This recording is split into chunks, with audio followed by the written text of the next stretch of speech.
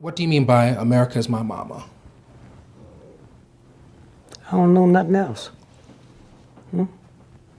I wasn't eating chitlins when I was in Africa. I wasn't eating watermelon when I was in Africa. Huh? I wasn't wearing zoot suits when I was in Africa. I wasn't getting my hair cut when I was in Africa. This bitch is my mama. And yours too. Except I know it's mine. That's all I'm saying. That's all I'm saying.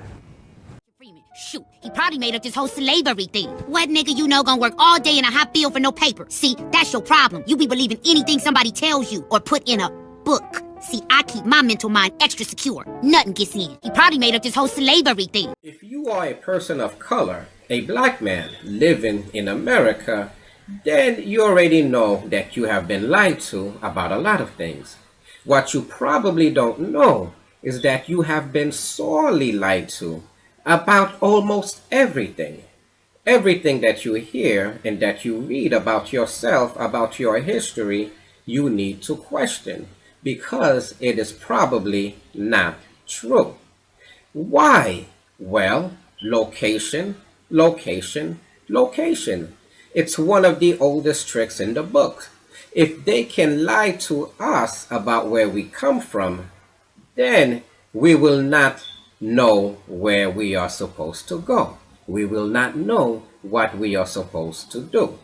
What we are taught in school is that all the black men and women in the Americas were brought over here by the Europeans. That is one of the biggest lies that is out there today. Wages.org, which is a website that Emory University, which is one of those Ivy League schools that is down in Atlanta, that has participated with them in a lot of different companies to try to get down to the facts of the slave trade and of the transatlantic slave trade. These numbers have changed. If I had shown you a chart from when I first went there, these numbers here, which is the total number, they have 12 million here, the 12 million slaves that were brought from Africa. On the first chart, they only had 9 million. So that number has gotten bigger. And another number is this number right here, which is showing the United States and the numbers that came to the United States. At first, these numbers were close to 500,000. They had them down to 300,000. Only 300,000 Africans were brought to the United States. A couple of numbers to you. The first thing is this number up to 1,800.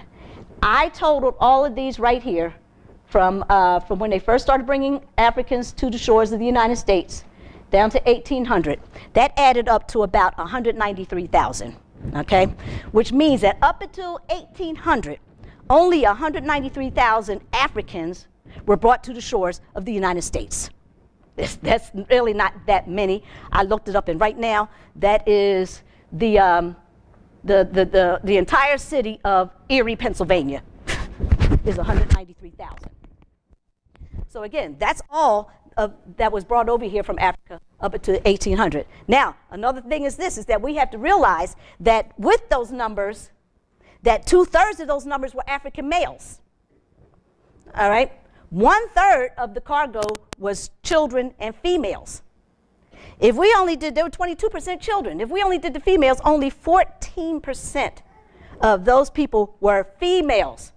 Who's making all the slaves if there's only, and that number came up to 26,000. 26,000 females. How are they going to be making all these slaves that were in the United States? Who were these people who were making all of these babies to provide slaves for the United States? And the United States was the only place where we were making our slaves here.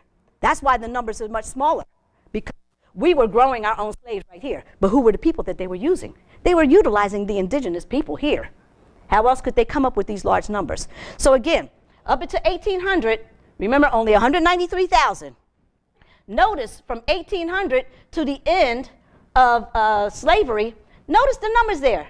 It's only about 111,000 Africans that were brought in the 1800s to the United States. In actuality, it had been outlawed. Okay, and that's that Juneteenth thing. It was outlawed, but they were still bringing them in.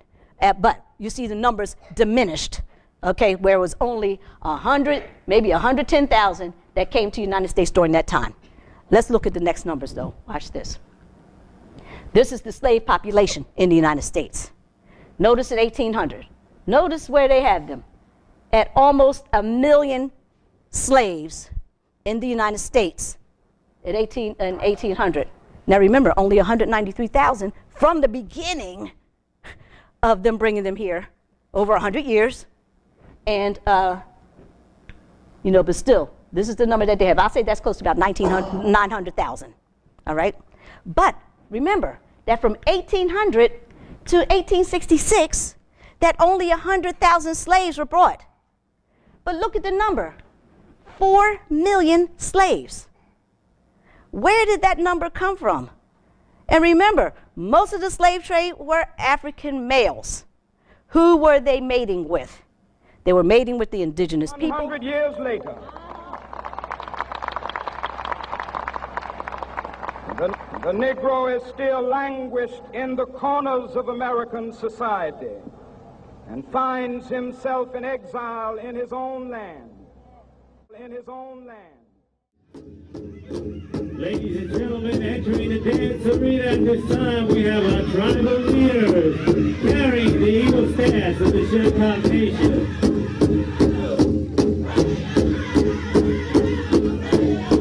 Following our leaders, we have the American flag and the flag of the Shinnecock Nation. We also have our representatives from the National Nation, from the Pequot Nation, the Narragansett Nation, and the Silicon Nation.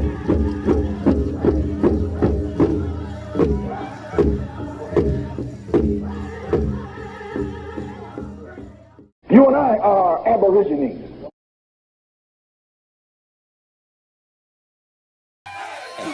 Look at this. Somebody come look at this. Look at this. Somebody come and look at this. Look at this. Look at this. Somebody come look at this. Look at this. Somebody come and look at this. Look at this.